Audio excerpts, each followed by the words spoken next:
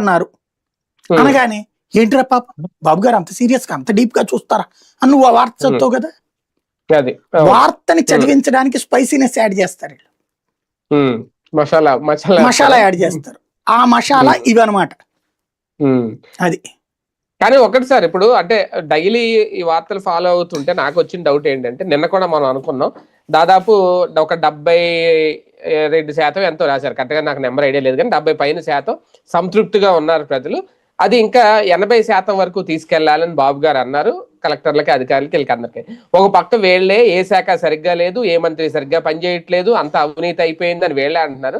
మరి ఈ 75% సంతృప్తి ఎలా ఉందో అనేది ఆ సర్వేల లెక్కలేంటి, నిన్న మంత్రులకి ఇచ్చిన ర్యాంకుల లెక్కలేంటి, ఈ పేషీల్లో ఈ ఫైల్ కదలాలంటే అవినీతి జరుగుతుంది అని వీళ్ళ రాస్తున్న లెక్కలేంటి, ఏంటి అన్న మూడింటికి ఏమన్నా సంబంధం ఉందా? విచిత్రం ఏంటంటే సంక్షేమ పథకాలకి అన్నిటినీ సెటరేట్ చేసేసి ఆర్థిక పరిస్థితిని బాగు చేసేసి సూపర్ 6 హిట్ చేశారు, కానీ పెన్షన్లు రావు. కొత్తగా 50 ఏళ్ళ పెన్షన్ ఇవ్వరు, నిరుద్యోగ భృతి ఇవ్వరు, అదేదో స్త్రీ శక్తి ఏదో పేరు పెట్టి 1500 అది ఇవ్వరు. కానీ రాష్ట్ర ఆర్థిక పరిస్థితి మెరుగుపడిపోయింది. బాబు గారు వచ్చారు కాబట్టి మెరుగుపడిపోయింది అనుకో నువ్వు. అంతే. ఇంకో పక్కన 60,000 కోట్ల రూపాయలు అప్పులు అయిపోయినాయి, రాష్ట్ర నాశనం అయిపోయిందని వీళ్ళే రాస్తారు. గందరగోళం అనమాట. అసలు బాబు గారు దేవుడురా, మిగతాదంతా దరిద్రం రా. ఏం చేసినా ఇలా ఫీల్ అవ్వాలి, ఇవ్వకపోయినా ఇలా ఫీల్ అవ్వాలి.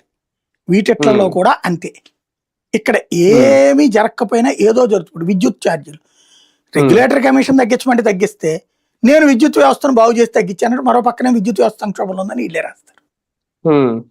ఏందంటే అంతే. ఇక మళ్ళీ 15,000 కోట్లు డబ్బులు కట్టాలని చెప్పి 1,500 కోట్లు ఎంతో అడిగారు. మళ్ళీ ఏంది క్రిందటి ఏడాది మళ్ళీ అట్లాగే ఉంది, మళ్ళీ వచ్చే ఏడాదికి అడిగారు. రేపు పొద్దున గృహ వినియోగదారులకు ఇబ్బంది రాకుండా చూద్దామని ప్రభుత్వం చెప్పిందని ఈనాడు